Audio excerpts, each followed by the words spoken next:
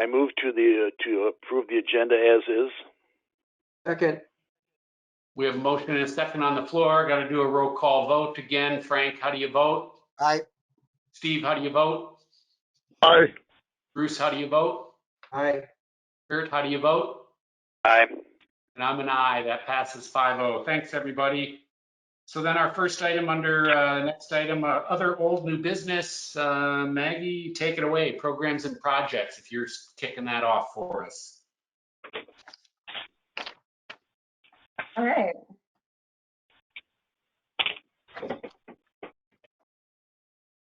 All right, so I just want to provide a quick update on the Sutton Lake outlet project. We're moving right along with this project. We did the notice of award right after the last board meeting. And this week, we're going to get a signed agreement by the end of the week, insurance, certifications, and bonds. They're compiling submittals for the engineer review. So everything's kind of going along as planned. And right now, we're striving for February 1st as the day we break ground.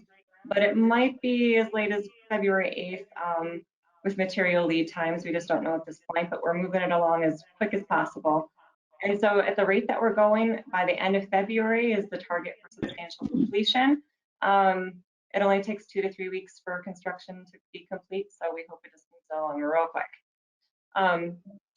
Any questions, like outlet project status? Okay. Anybody, gents? All right. Doesn't look like it, Maggie. Thank you. Yeah, I'm gonna let Jeff do the CARP update. All right. Latest tracking from yesterday shows carp are still aggregated up near the Narrows, the channel on Upper Prior Lake.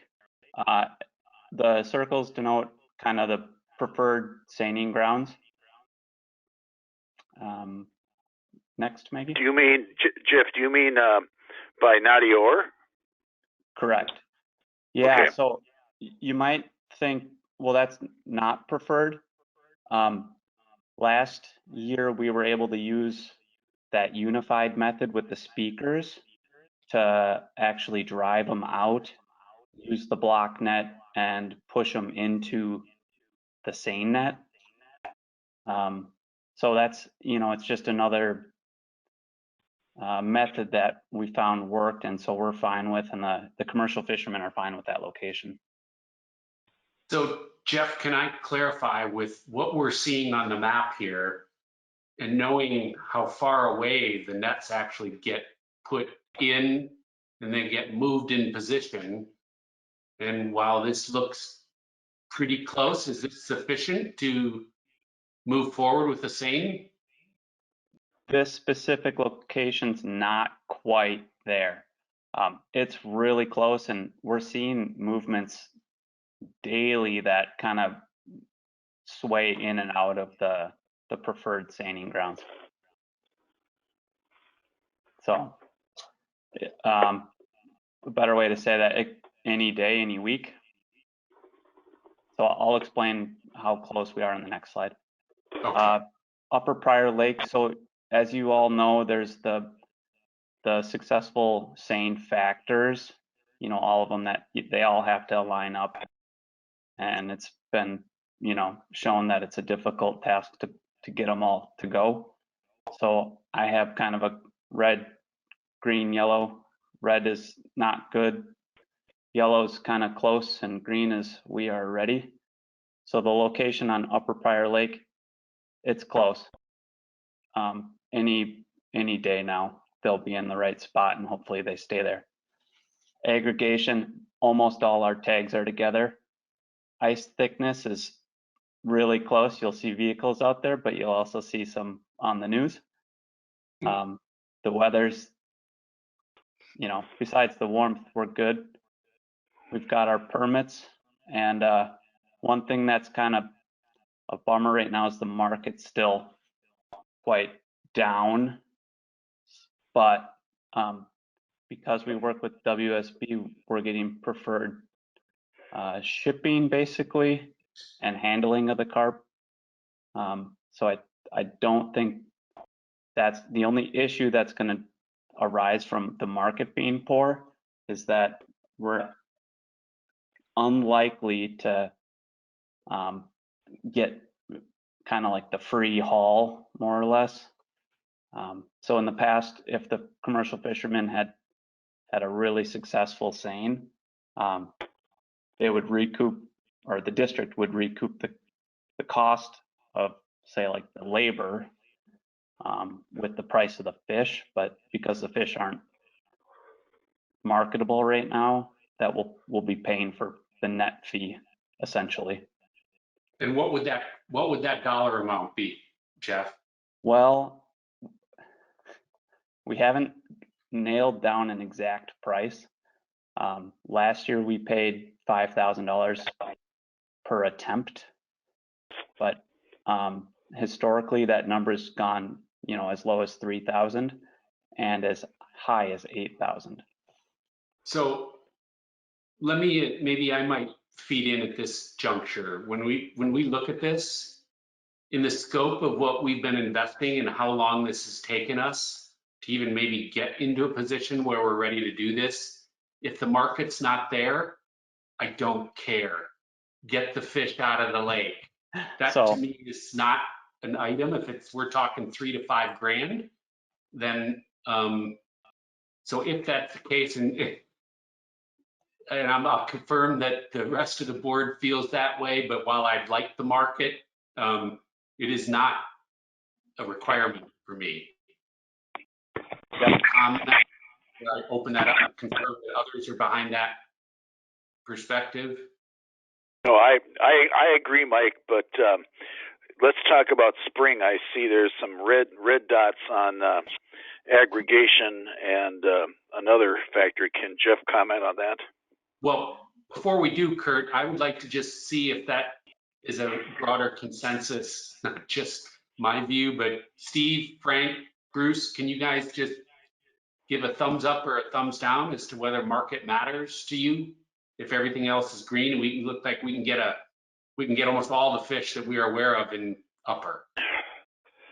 From my perspective, no, it doesn't. The market doesn't necessarily matter. My biggest concern would be ice thickness, but I have a feeling that has nothing to do with safety, but more to do about the way the nets work and all that good stuff, or what you're taking out on the ice.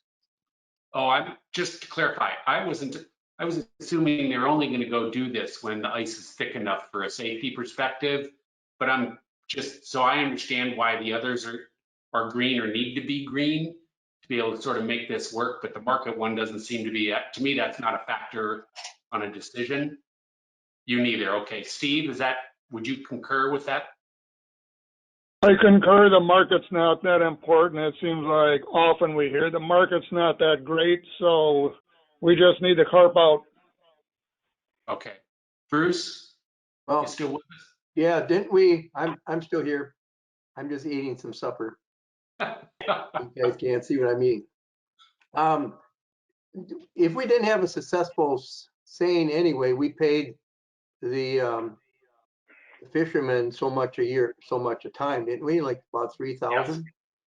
Yes. So for 3,000, whether we get a seine or not, isn't that still the same? I mean, we still wanted to try. Yes. Okay. And I guess we spent a lot more money with WSB than we do with worrying about the market, I guess. So. Okay.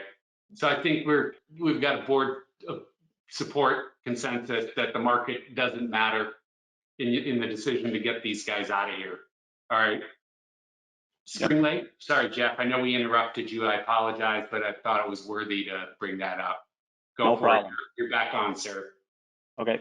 Spring Lake, the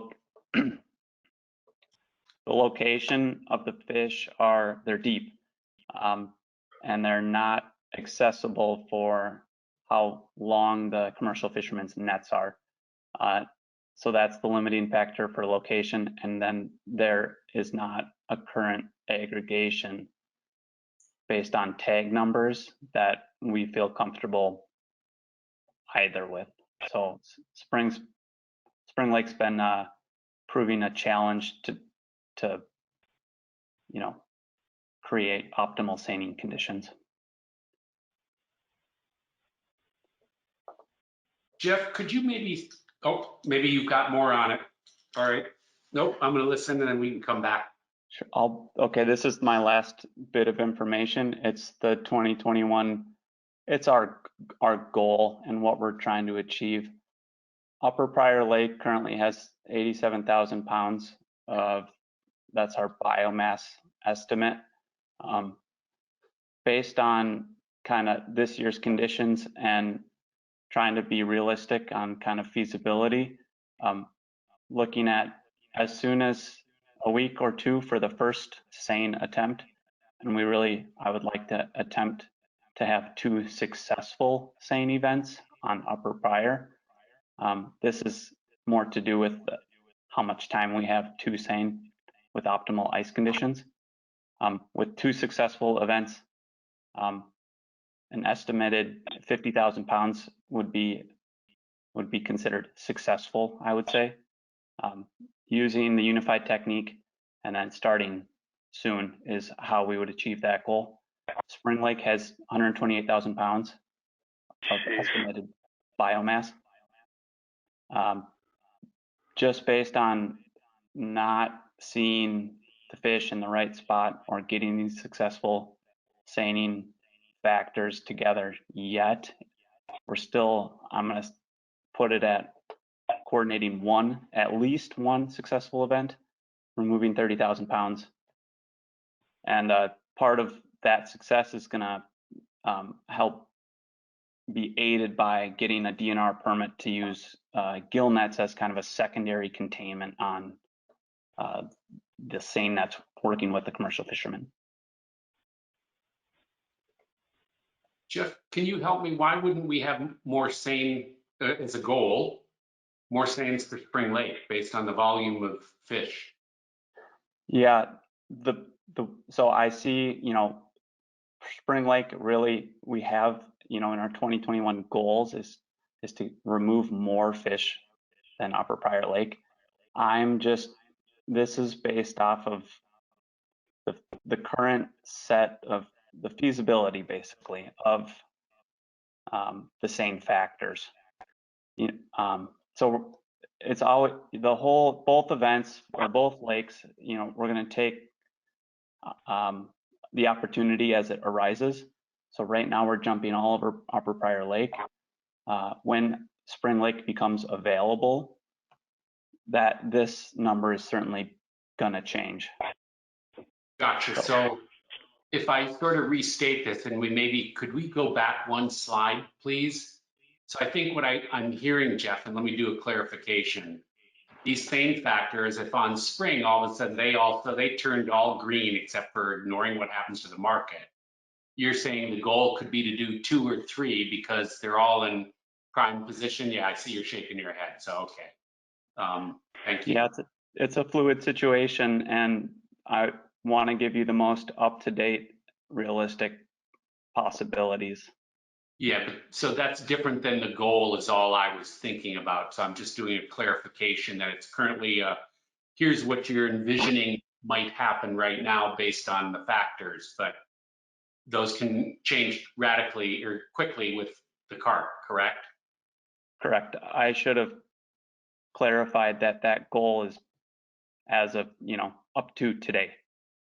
Yes. And where we see today moving forward.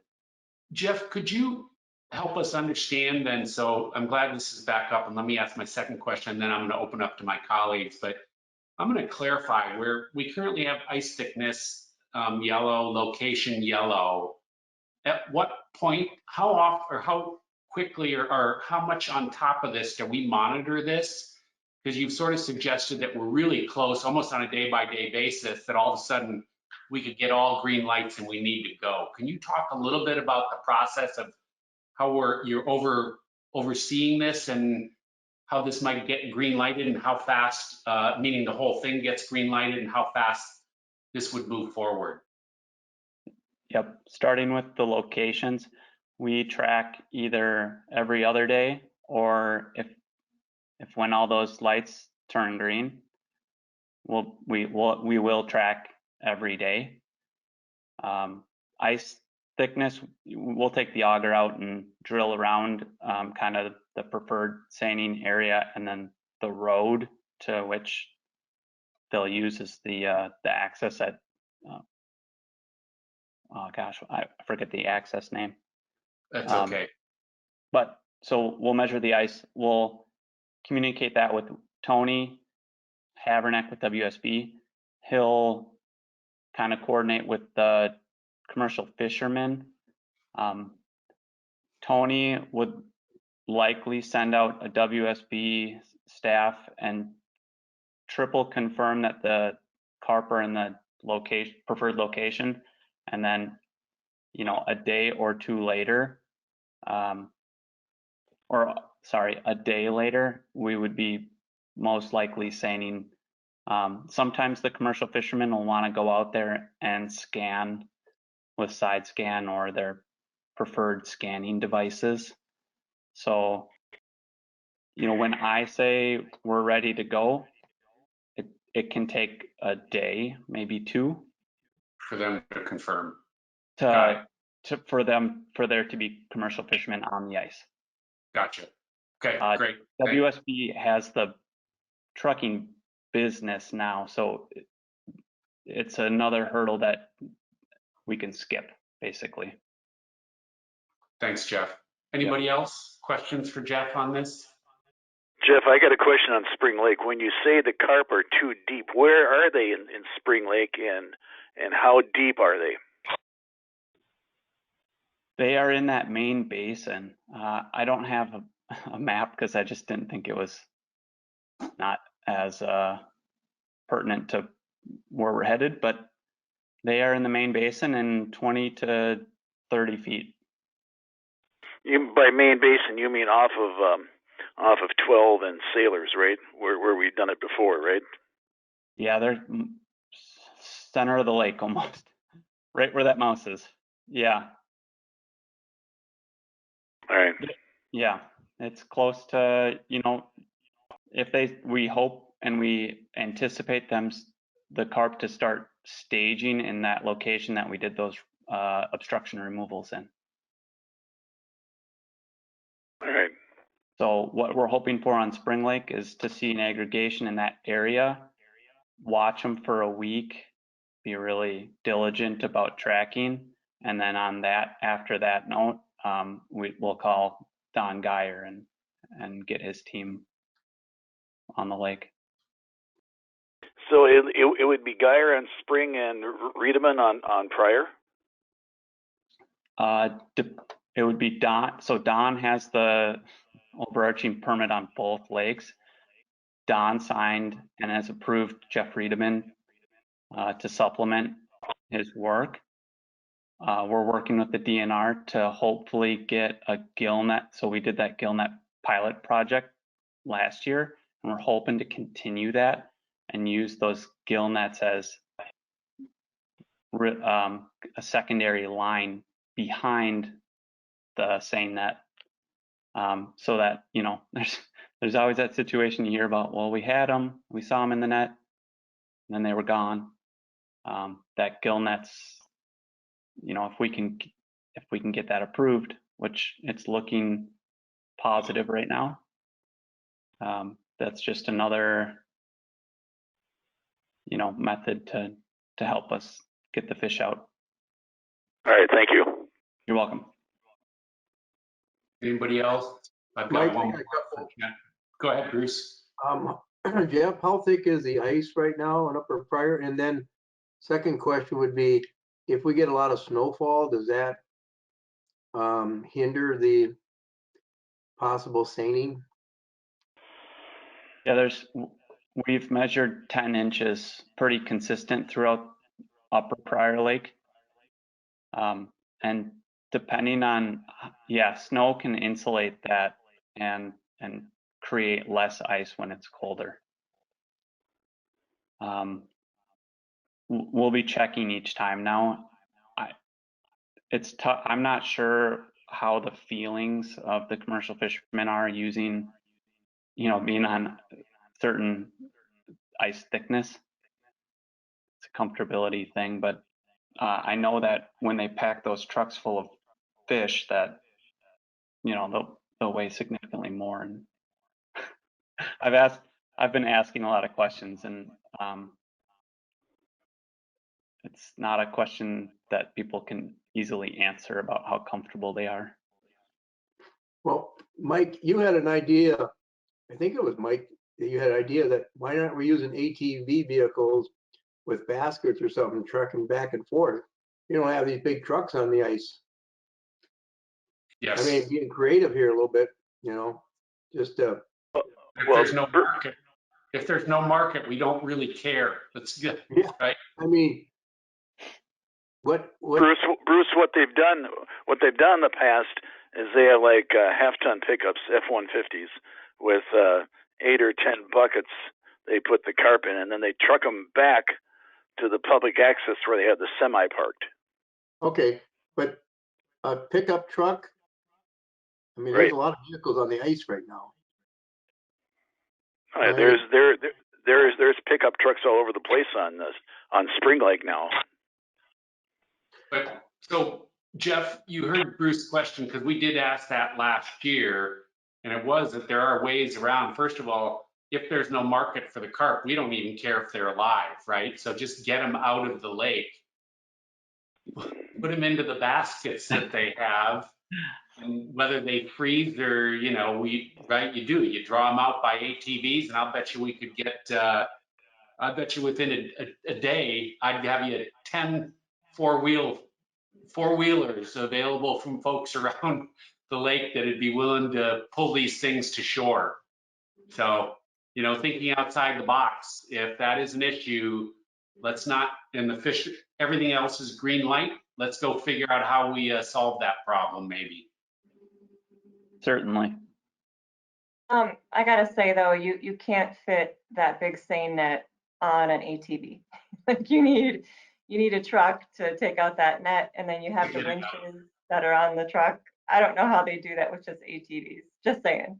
Well, maybe not the net, Maggie, but maybe that comes on a truck. But then I think, like as Bruce was commenting, I mean, a heavily weighted truck with all the fish, that clearly goes up by a lot. So anyway, see if you can explore being creative in solutions is all we're supporting or encouraging. Not surprising. Hey, Jeff, I've got one more question. You made a comment. Now, I thought when we changed the legislation back in 2019 that we were open to use any commercial fisherman we wanted. Now, I know that we generally have, Don has been great to work with, and since then, and so you might go to him, but the way you phrased it is that you still needed to get approval to potentially work with somebody else, and I didn't think we needed to do that anymore. Can you please comment on that? Yeah, you do still need to get certain approvals from the area fishermen. You can't completely bypass him, and this has to do with general. To do these seines, we applied for multiple different types of permits, as well as research permits, and we need to have those signed by the area fishermen. I'm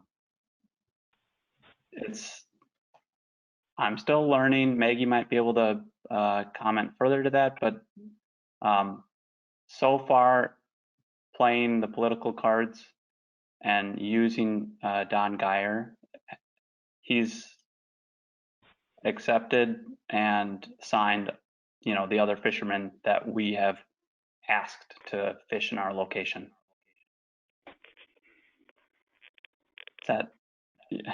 Maggie, do you have a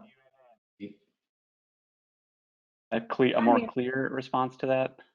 I think you're right. I think it is more political. I mean, technically, we don't need Don Geyer's sign off as far as I understand it, but that's not the political game you want to play. There is kind of games that go on out in Wisconsin about people sabotaging seines and putting sticks in the ice, and you don't want that situation. So we're just playing nice because it's worked out really well. Jeff has developed a relationship with Don Geyer. We also have Tim Adams coming out. Like, we've got great relationships, and so there's no reason for us not to get his feedback or opinion on it and involvement in it. So if we had a more contentious situation, we would just go without him, but why Okay. not? Well, we'd welcome hearing about it if it became an issue. I get the point and support that view to keep that moving forward the way you guys are managing it. Sounds great, but just because you know the effort that we put into it in 2019 to ensure that we are able to, like when we get green lights, to go make it happen, so we're not waiting years and years to get all the green lights in a row, but support you anyway, so thank you. Yep. Okay, anything else, Maggie, on this programs and projects?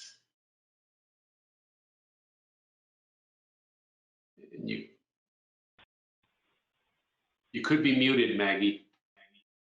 Oh, sorry, nothing more on that. Okay. All right, so the next thing we're on to 4.2, the permit for the Fish Point Road reconstruction. Okay, so we got a permit request recently from the city of Prior Lake. They're looking to do a Fish Point Road reconstruction project. So this is happening in 2 phases. And so this permit is just for phase 1. So phase 1 is on the map in the red, and phase 2 is in the orange. So it's basically everything that connects to Fish Point Road south of Highway 13. So this is Highway 13, Fish Point Park is over here. We did that iron enhanced sand filter project. And I'm gonna let Carl kind of give you some more of the details on the project. And then after he's done, I'll kind of dive into the stormwater question. Yeah, Mr. Chair, managers, a fairly straightforward project, full reconstruction of all those roads in red. It's about it's about 3/4 of a mile of road reconstruction, 2.75 acres of impervious surface. There's just a tiny increase in impervious surface. So really, it's maintaining existing conditions in terms of runoff characteristics under proposed conditions. We're still operating under the existing rules, so the requirements or the criteria would be to meet rate control, which again, really not a big issue here, given the minor increase in impervious.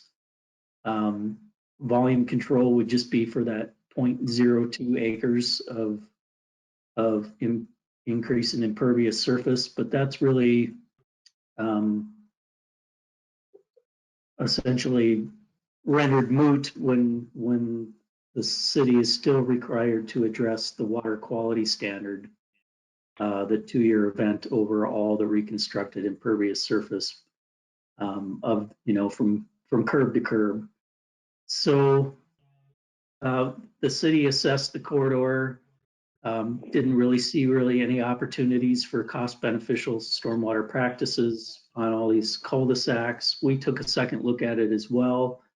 Originally was thinking maybe there was an opportunity kind of in the southwest corner of where Fish Point and Highway 32 intersect. There is one discharge point there where I can't draw, but Maggie maybe can. The Timberlane Trail and Omega Trails both drain to a catch basin cluster there and discharge to the southwest, and then under a culvert under Highway 32 to Lower Prior Lake. There's passive treatment in the roadside ditch of Highway 13.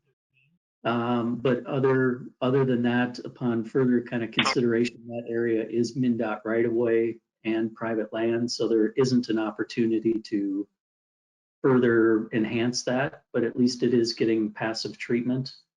So the big ask here really for stormwater management is the city would like to use their already created stormwater credits from the permit 1803, the Woodside Huron, and Maggie's got that star on the map there, the large filtration feature that was created associated with that permit, and that would almost entirely make up their requirements with use of those credits. but there would still be a little bit of deficit. And I think Maggie's going to speak to that a little bit more detail. So that's the proposal for addressing stormwater management, is via use of credits and running a deficit that would be under obligation to make up those credits with a forthcoming project. Other than that, the only other two aspects that we really look at this project would be standard erosion and sediment control, and we've recommended additional measures in a few locations. I believe those plans came in today while I was in the technical committee for the administrator. I haven't had a chance to look at those. Shouldn't be any problem. And then the only other note, with the exception of that point that we already talked about, draining to Lower Prior Lake, the rest of it discharges to isolated wetlands. So it's kind of disconnected and non-contributory to, Lower Prior Lake in the first place. There are no adverse impacts to those wetlands. The water's going there already. They will be adding sumps at discharge locations to provide primary pretreatment. So that should be an improvement over existing conditions. Like I said, we don't have any concerns with this. Some minor revisions on stormwater management modeling. The way we're calculating the credits, that's not going to have a bearing on the deficit, though. Just want to look at it from a rate control perspective, and then some minor tweaks to the erosion and sediment control plan. Overall, a good plan. Thanks, Carl. Thanks, Carl. Maggie, do you have yeah, go ahead. Yeah, I just wanted to kind of bring up the stormwater credits. I normally don't dive this deep into like staff reviews of permit projects, but I did want to call out the stormwater credits because Charlie Howley, when he was on our board, he had kind of helped us with the MOA language that put together those stormwater credits for the 1803 permit, which, as you can see, it's really close by. They did that basin with the intention on using those credits for this project. And I'm just making sure that I'm interpreting correctly, and I wanted the board to have an opportunity to weigh in. So one of the things is that the stormwater credits that were created for the 1803 couldn't go to an impaired water body. And we believe that this is the intention of it being impaired for nutrients. But it is impaired for mercury and biofish assessments. And I just wanted to call that out, but we decided to exclude that from what was intended as the interpretation of that MOA. And then another thing that it says is that it should not be discharged to an actively managed water body. And in it, Charlie had the examples of alum treatments and carp management or some other reoccurring treatments. Currently, we don't manage carp on Lower Prior Lake. We don't do any alum treatments or any large projects there. So we didn't consider it an actively managed water body. But you could, like if you loosely interpret it with iron enhanced sand filters perhaps or something. But I just wanted to point that out, that we were interpreting this as the stormwater credits would be applicable towards this Fish Point Road project. And because it's quite a significant amount, and I wanted an opportunity for you guys to discuss if you wanted the stormwater credits. Thanks, Maggie. Bruce, I might even ask a call on you first. You're our engineer here. I don't know if you remember, if you weren't here for Charlie was, I think Kurt was and I wasn't. I'm happy to comment, but you have any thoughts with your engineer's hat, sir? Well, as I read through this and I try to understand it, and again, are we applying this rule for water quality for anytime we reconstruct a street? If we didn't reconstruct the street, we wouldn't have to do it. But yet, when we reconstruct the street, we have to do it. It doesn't make sense to me in a lot of ways. And a lot of these areas that are draining, they're draining into some big wetlands away from the lake. It just seemed like we would be better off building some better ponds or treatment areas south of Spring Lake than putting money right here. but I don't know. I look at this and I go, because I actually was involved in reconstructing the streets in 1986. Now, those streets, you know, we didn't have to do, we had to meet to get a permit yet, but a lot of those areas do not drain to the lake. And you got a little area, and there's a little depression area on the south side of 13 there. So I just want to know, how do you calculate, what do we calculate? We need treatment of, I see two numbers here, 33,313 cubic feet is what's needed for treatment. And the remaining, I guess we had credits of 24,000, but so we have a 4,000. I didn't see how the numbers added up there. So maybe someone can explain that, how those numbers got to be, the 33,000 went to 28,000, and we have 24,000 in the 1803 credit. And it seemed like what we're gaining here is not a lot for. That would have been my miss, Bruce, like the 33,000, because I was making changes to this right before we had some updated information from the city, and I was trying to quickly add it in. So I might have missed one. Mm-hmm. So Maggie, you're If saying, I could just jump in for a sec, Maggie. Pete with the city. So we do have some additional changes to this as well with our newer submittal. I think they recalculated a couple things. If you feel that this is, going to move forward with some kind of conditional approval, I would ask that we could consider finalizing those numbers. It's going to be close to that, but just maybe not nail down a specific deficit number right now before we do our agreement, if that makes sense. I hear the request. Bruce? Yeah, I heard, Pete, you're okay with we're not really approving authorization to go ahead and issue a permit based on conditions. I think what I heard, Bruce, is those numbers are going to get finalized. Right. They're going to get updated and finalized. Is that correct, Pete? That's correct. Yes, we would ask that, as we do the last iteration with your district engineer, we could, have a little bit of change to that number if we needed to. I would fully support that. I mean, like I said, there's new information that came in today while I was in the interviews, and correct me if I'm wrong, Maggie, but I believe the MOA would need to come back to the board anyways for signature. So the final number would still be before the board ultimately. But Yeah, to kind of circle back to Bruce's question, Bruce, we're still operating under the existing rules, not the proposed rule revisions, which would be a much smaller treatment number required for this project. But let's kind of set that aside.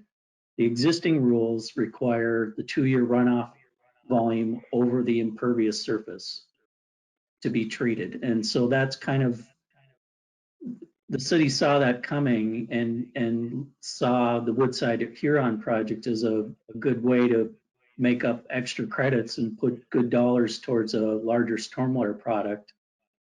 They're not proposing anything other than, sumps and minimal measures here because it just doesn't make sense. So to your point about looking even larger, or maybe outside of municipal boundaries, that's a tool I think that, you should be considering with the Upper Watershed Blueprint, but probably beyond the capacity of the city at this point without the mechanisms in place for the district to accept dollars and spend them elsewhere out of municipal boundaries.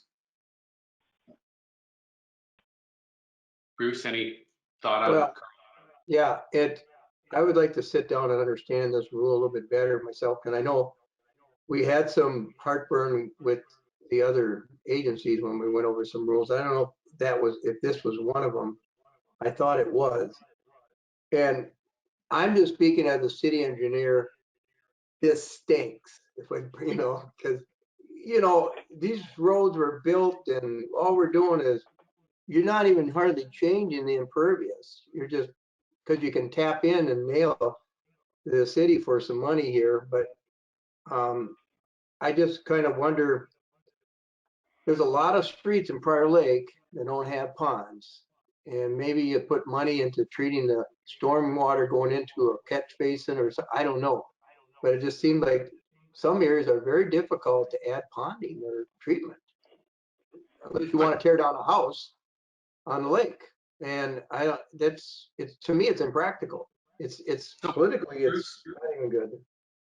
But Bruce, I believe that's why we did the banking here. And, my recollection did this in order to, and especially because of where Prior Lake is in the development phase of the city, that's the reason we put the banking in place, to be able to give them and us the flexibility to handle these situations, sort of regardless of the rules or your longer term.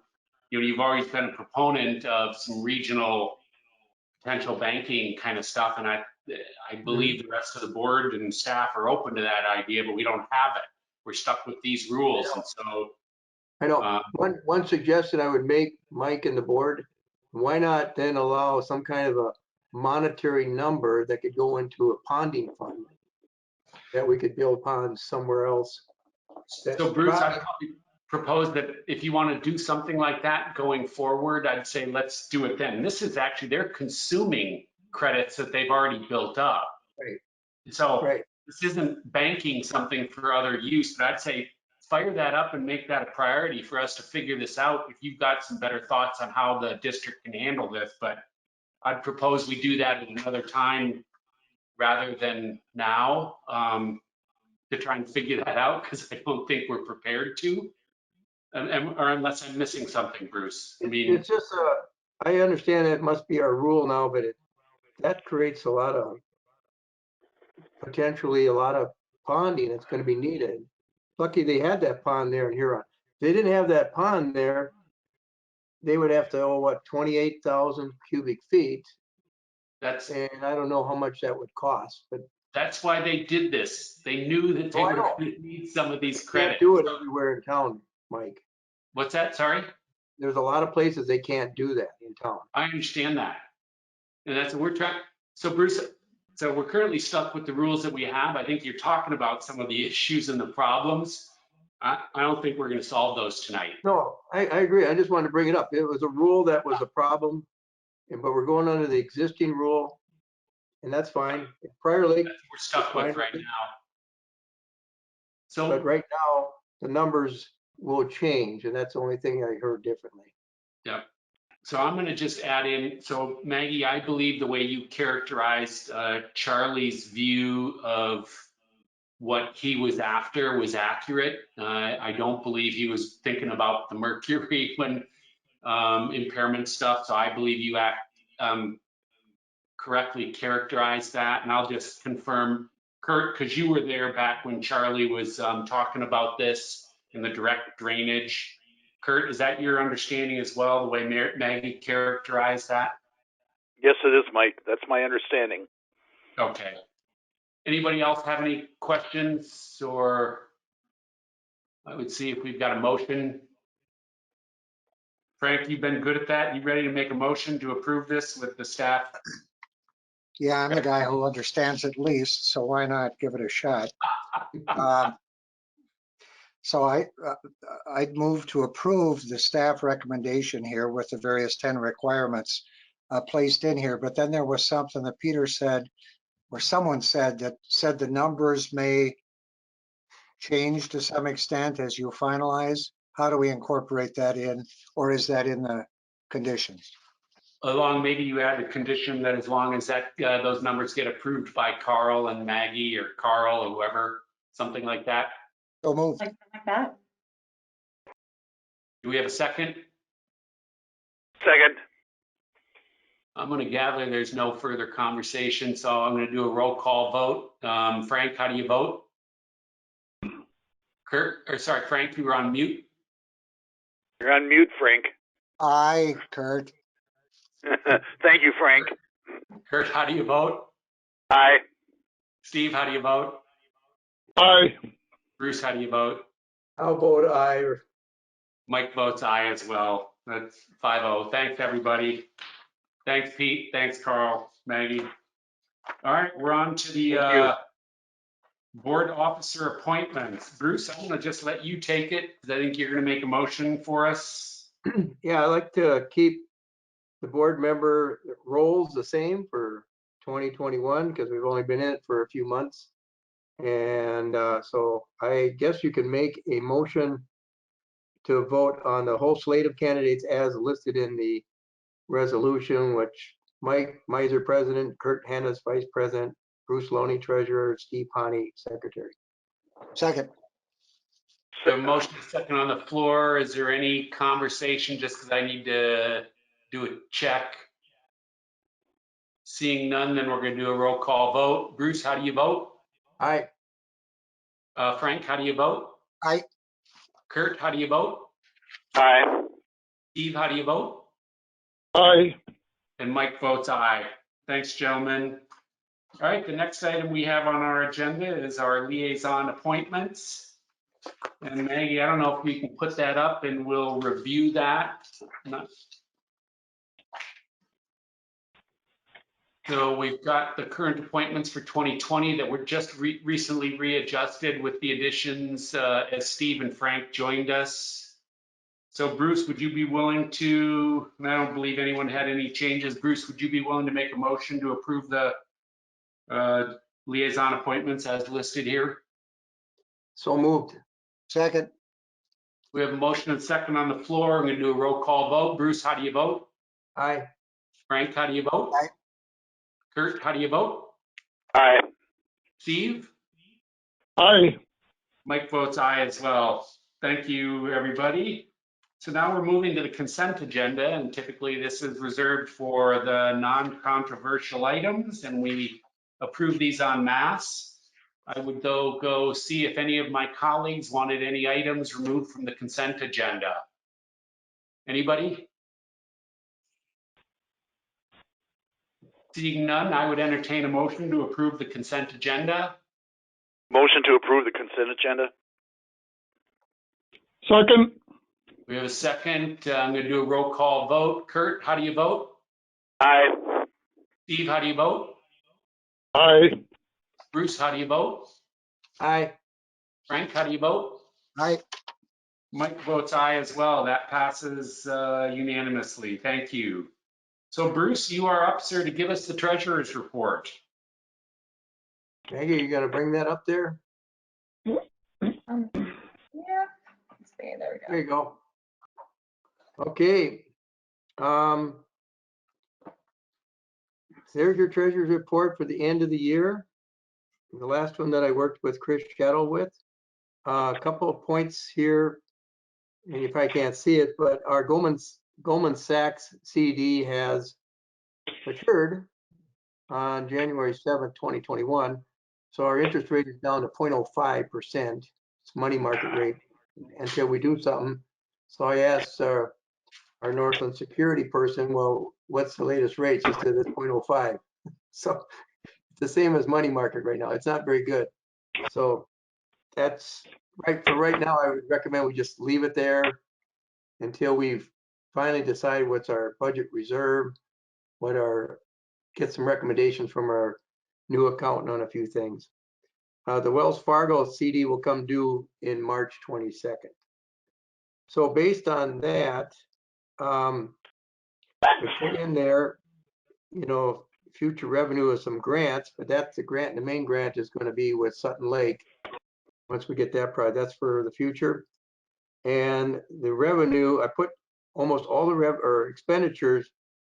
The expenditures would be pretty much left and remaining in the budget to be spent. That includes the Sutton Lake.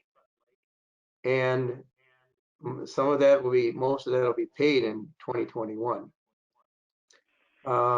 Because my end of the year statement, I had almost everything paid for. There's $20,941 left out there that haven't cleared the bank yet in checks from December. And we did write a check, 100,000 to Sterling, but I didn't take it off of the actual money in the bank because it's still money in the bank. It's in a different bank. That's the only change. So I didn't show that.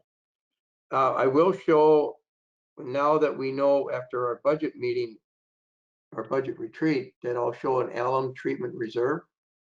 I think we have in this year's budget 230,000.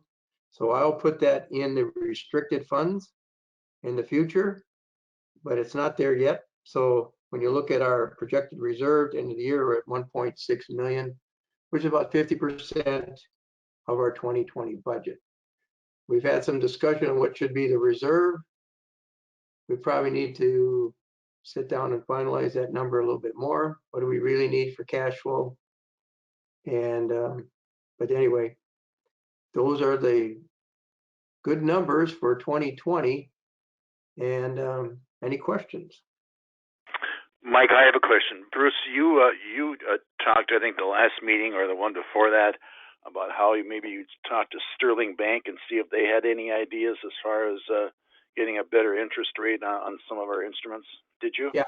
Yeah. Kurt, and Mr. Chair, I have not done that. I was going to check in with Sterling Bank today, and I didn't get time to do it, but okay. I will. All right. Thank you. Bruce, I would like to just do a clarification from what I heard. I really only had one question tonight, I think, and that's just that for the treasurer's report that shows the projected year-end reserves for 2020, did I hear you correctly that as a result of where we've landed on the budget, the only thing that we have are still roughly 20K in outstanding checks that have not cleared, so that the current number that's listed in the reserves will be just less 20,000. Did I understand that with the stuff that hasn't been cleared, but it'll be a final or clearance on the 2020 budget? Did I understand that correctly? The second item from the top shows the uncleared transaction. Oh, there you are. Yep. That's a negative number. So it's already been taken into account. Perfect. Thank you, sir. Looks good. Appreciate it, Bruce. Anybody else? Anything for our treasurer? Yes, I have a comment, and it's regarding the Fire Lake outlet channel repairs. And on December 22nd of 2020, we received a payment from FEMA, $547,000. I'd like to recognize staff and the managers for all their work they did, and finally we have been paid. So reason to celebrate. Here, here. That's all on staff pulling that in. It took a long time. It was a big battle, but that's staff gets kudos. All we did is ask about it. We had the easy part. But thanks for noting that, Steve. All right, let's get on to manager presentations for watershed related items. And I did ask Maggie to put on the fact that the board had its annual retreat this last Saturday. The only summary that I have at this point is to, again, confirm for the public that the board meets once a year to review some of the goals, priorities, and objectives of the district, explores things that are working, things that aren't, provide some direction for the district and the staff, both short-term and long-term. We're still pulling together our notes from that meeting, but probably the only thing worth, at least for me to confirm, is that the current board with new makeup has reconfirmed our really top 3 priorities, and that is number 1, to get our tier 1 lakes off the impaired list. Number 2, whether these are in that order or not, but these top 3, to ensure with our invasive species that we get no new invasive species on any of our tier 1 lakes, any of the recreation lakes, ones that are at risk. And then number 3, that we kind of have the upper watershed blueprint as our first step in the process to really go after to stop all of the inflow of continued phosphorus and sediment essentially into our lakes to achieve our TNDL goals.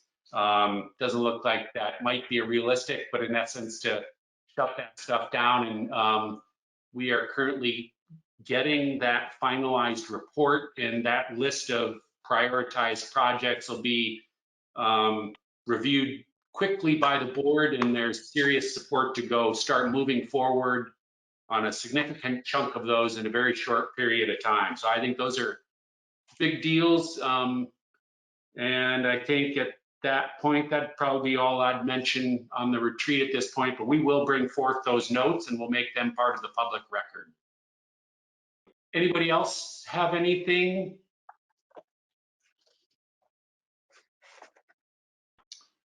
Seeing none, then let's go to the final item is the upcoming meeting event schedule. We have a CAC meeting Thursday, January 28th at 6:30 p.m. and this will be a virtual meeting.